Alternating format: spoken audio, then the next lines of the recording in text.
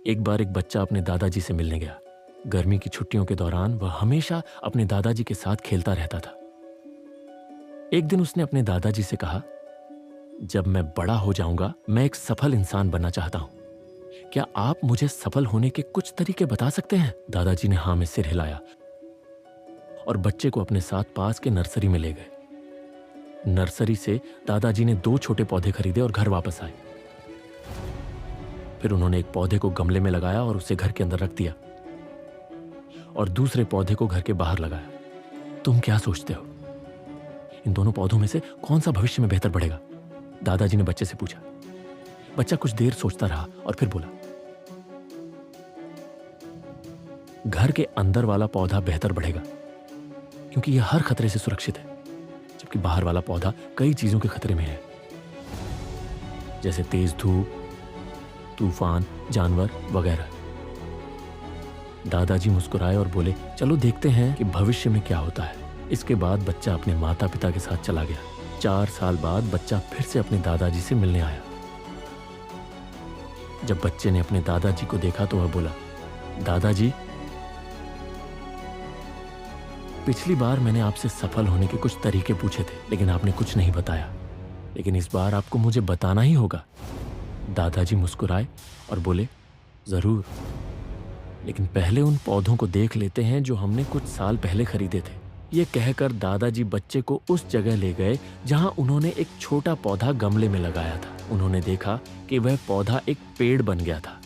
फिर वे बच्चे को उस पौधे को देखने ले गए जिसे उन्होंने घर के बाहर लगाया था। वहां उन्होंने देखा कि एक विशाल पेड़ खड़ा था जिसकी शाखाएं दूर दूर तक फैली हुई थी और राहगीरों को छाया दे रहा था। अब दादाजी ने बच्चे की ओर देखा और पूछा, बताओ कौन सा पौधा ज्यादा बड़ा, कौन सा ज्यादा सफल है?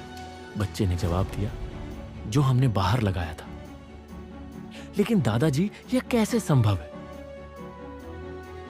उस पौधे को तो इतने सारे खतरों का सामना करना पड़ा होगा, फिर भी यह इतना बड़ा कैसे हो गया?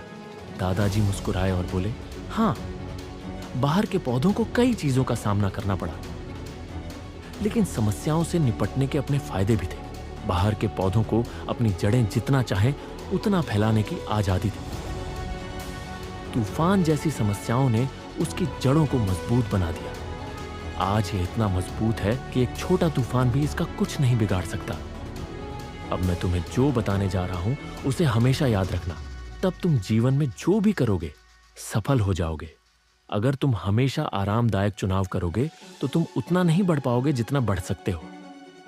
अगर तुम इस दुनिया का सामना करने के लिए तैयार हो तो सभी खतरों के बावजूद तुम्हारे लिए कोई लक्ष्य असंभव नहीं है। कभी भी समस्याओं को बाधा ना समझो, बल्कि उन्हें सफलता की ओर बढ़ने वाले कदम समझो। बच्चे ने गहरी सांस ली और पेड़ की ओर देखा और वह अपने दादाजी के शब्दों को समझ गया। बाधाएं जिन्हें हम जीवन में दुश्मन मानते हैं, वही बाधाएं हमें जीवन में मजबूत और अधिक सफल बनाती है।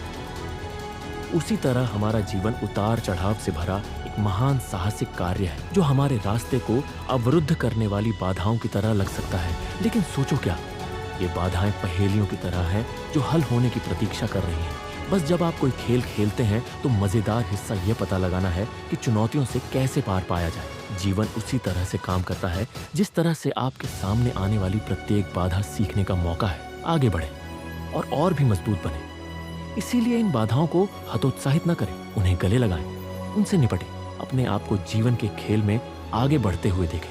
आपके पास अपने रास्ते में आने वाली किसी भी चीज पर विजय पाने के लिए कौशल, दृढ़ संकल्प और भावना है। आशा है कि आप इस कहानी से कुछ मूल्य प्राप्त करेंगे और इसे अपने जीवन में लागू करने का प्रयास करेंगे। और हमेशा बढ़ते रहो,